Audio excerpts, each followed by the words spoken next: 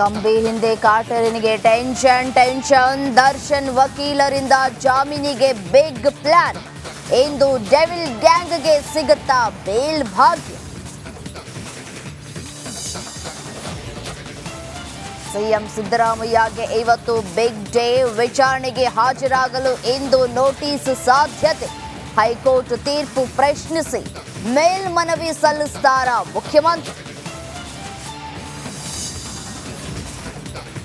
CM ವಿರುದ್ಧ ದೂರು ನೀಡಿದವರಿಗೆ ಎದುರಾಯ್ತಾ ಸಂಕಷ್ಟ.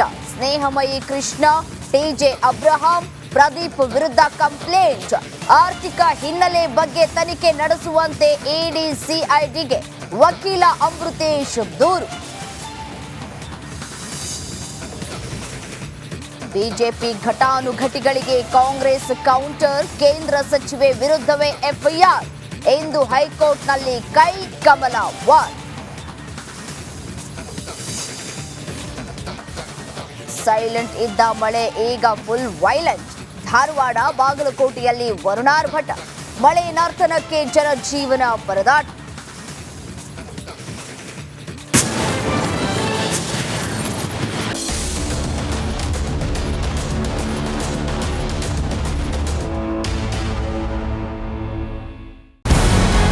ನಮಸ್ಕಾರ, ಕರ್ನಾಟಕ ಪ್ರೈಮ್ ಟೈಮ್ಗೆ ಸ್ವಾಗತ. ನಾನು ಜಯಪ್ರಕಾಶ್ ಶೆಟ್ಟಿ. ಇಡೀ ಕರುನಾಡು ಇವತ್ತು ರೆಬೆಲ್ ಆಗಿ ನಿಂತಿದೆ. ಈ ಹಗರಣಗಳನ್ನು ಸದನದಲ್ಲಿ ಪ್ರಸ್ತಾಪ ಮಾಡಲು ಕೂಡ ಕಾಂಗ್ರೆಸ್ ಹಿಂದೇಟು ಹಾಕಿದ್ದೇಕೆ? ನಿಮ್ಗೆ ಸಂಬಳ ಅದಕ್ಕೆ, ನಿಮಗೆ ವಾಹನ ಅದಕ್ಕೆ, ನಿಮಗೆ ವೆಪನ್ ಅದಕ್ಕೆ, ನೀವು ಅದನ್ನು ಸೆರೆ ಹಿಡಿಬೇಕಾಗಿತ್ತು. ನೀವು ವಿದ್ಯುತ್ ಬರ ಇದೆ ಅಂತ ಹೇಳ್ತಾ ಇದ್ದೀರಿ. ಎಲ್ಲಿ ಬರ ಇದೆ ನೀವು ಹೇಳಬೇಕು.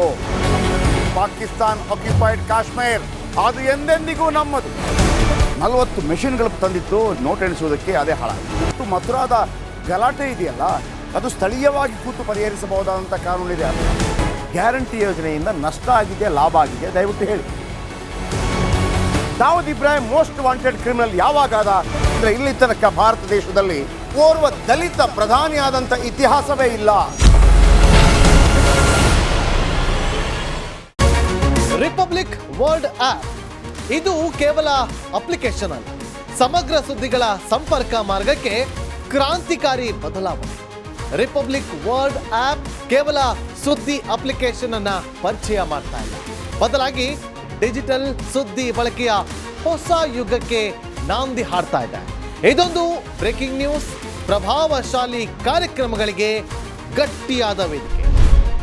ರಿಪಬ್ಲಿಕ್ ವರ್ಲ್ಡ್ ಅಪ್ಲಿಕೇಶನ್ ಈಗ ಲೈವ್ ಆಗಿದೆ. ಗೂಗಲ್ ಪ್ಲೇ ಸ್ಟೋರ್ ಮತ್ತು ಆಪಲ್ ಆಪ್ ಸ್ಟೋರ್ ಎರಡರಲ್ಲೂ ಲಭ್ಯವಿದೆ. ಈಗಲೇ ಡೌನ್ಲೋಡ್ ಮಾಡಿ.